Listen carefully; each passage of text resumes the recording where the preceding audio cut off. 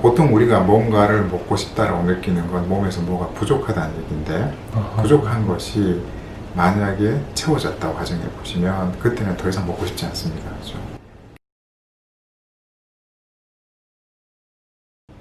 네, 이번에 저희 이제 단지 제한 다이어트 케토온 가지고 카페 어머니들께서 많이 신청을 해주셨는데 해당 제품에 대한 게 이게 코코넛도 들어가 있고 굉장히 좋은 제품이라는 것도 아시고 그러면서 탄수화물 제한이라고 많이 들어봤지만 당질 제한이라고 하니까 어색해하는 분들도 계시고 또 이게 탄수화물 제한이라고 설명을 드리고 나니까 요것만 먹으면 되는 건가? 아니면 탄수화물 제한을 같이 해야 되는 건가?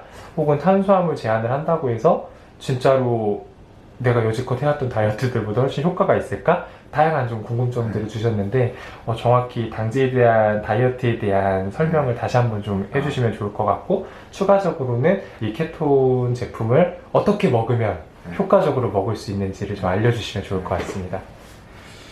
자, 일단 한번 생각을 해보시면은 그러니까 탄수화물 제한하고 당질 제한이 뭐가 다르냐라고 하면 탄수화물은 당질하고 식이섬유를 합쳐서 탄수화물이라고 합니다. 그러니까 식이섬유는 먹어도 괜찮은데 당질을 적게 먹는 게 이제 필요하기 때문에 당질 제한이 제일 정확한 말이고 탄수화물 제한도 사실상은 식이섬유를 굳이 제한하진 않으니까 의미상은 이제 당질 제한하고 탄수화물 제한이 같다고 보시면 되거든요.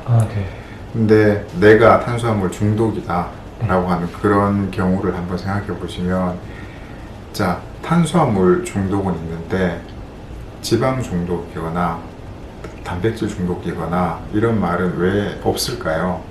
탄수화물은 먹었는데 얼마 안 지나서 또 먹고 싶다든가 이런 상황이 생긴다면 고기를 먹었는데 단백질을 먹었는데 돌아서니 또 고기를 먹고 싶다거나 이런 상황은 잘 안 생긴단 말이겠죠.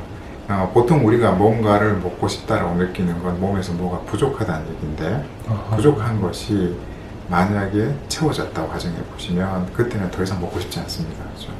그게 어린애를 생각해 보시면 어린애들이 이제 먹다가 보면 계속 먹는 게 아니고 배부르면 애들이 그만 먹을래. 그게 있거든요. 근데 어른들은 그렇지 않다는 거죠. 그렇지 않은 이유가 사실상 탄수화물로 된 음식을 먹었을 때 내가 필요한 게 채워지지 않았으니까 먹고 싶어지는 거죠. 그래서 탄수화물 중독만 생기는 이유는 뭐냐면 우리가 생각하는 영양소 중에서 탄수화물은 사실상 영양소가 아닙니다. 필수 지방산 들어보셨을 겁니다. 그죠? 필수 아미노산 필수 아미노산 많이 들어보죠. 그러니까 지방산은 지방에서 오는 거고요. 아미노산은 단백질에서 오는 거거든요. 근데 필수 당질이거나 필수 탄수화물이거나 이런 말은 없습니다. 그게 없어도 생활할 수 있기 때문에 이제 그게 필수는 아닌 거죠. 그러니까 우리가 너무 배고프다, 뭔가를 꼭 먹어야 되겠다는 감정을 만드는 것은 기본적으로 이 필수가 붙는 것들이 부족한 경우가 많습니다. 지금 탄수화물을 먹고 중독이 됐다, 계속 탄수화물 먹고 싶다고 하는 분들 경우에는 그 아까 필수 아미노산이나 필수 지방산 중에서 상당히 이제 많은 양이 부족하다 이렇게 되니까 그럼 밸런스 레시피만 드시면서 이제 다이어트를 할 수 있느냐 했을 때 그렇지는 않습니다. 너무 많이 부족할 때는 일단 그걸 보충하는 이제 다른 음식이 필요합니다. 그래서 어느 정도 보충이 되면 탄수화물에 대한 집착이 줄어듭니다. 그러니까 반대로 생각하셔야 되는 거죠. 탄수화물을 안 먹겠다고 자꾸 애를 쓰시면 탄수화물도 안 먹지만 다른 뭔가 내가 필요한 걸 보충하는 음식도 안 먹는 거잖아요. 그래서 이제 이게 식욕이 절대로 이제 그러니까 컨트롤되지가 않습니다. 반대로 얘기하면 내가 필요할 것 같은 영양소를 보충한 상태가 되면 탄수화물을 끊는 것도 굉장히 쉽다는 거죠. 어떻게 보면 잘 먹어서 탄수화물을 끊어봅시다가 이제 이 당질 제한 다이어트의 가장 기본적인 방식입니다. 그러면 밸런스 레시피는 뭘 하기 위한 거냐면 기본적으로 살이 천천히 빠져도 괜찮은 분도 있겠지만 살이 좀 빨리 빠졌으면 하는 분도 있을 거지 않습니까? 그 경우에는 어느 정도의 속도를 내기 위해서는 칼로리를 조금 제한하는 게 도움이 될 수 있습니다. 그래서 밸런스 레시피를 가지고 만약에 하루에 3끼를 드시는 분을 가정했을 때 2끼는 방금 말씀드린 것처럼 몸에 필요한 그 영양소를 갖고 있는 식품을 드시고 1끼를 밸런스 레시피를 드시거나 혹은 간식을 먹고 싶을 때 이제 밸런스 레시피를 드시게 되면 원래 식사를 하실 때 과하게 드시는 일이 줄기 때문에 그런 면에서 다이어트에 좀 더 안정적으로 속도가 날 수 있게 해준다는 거죠. 그래서 가장 중요한 거는 탄수화물을 끊는다에 집착하시기보다 내 몸에서 필요한 게 단백질과 지방이 현재 부족하기 때문에 자꾸 뭐가 먹고 싶어지는 거다라고 하는 사실을 이해하시는 게 제일 일단 중요하다고 생각합니다.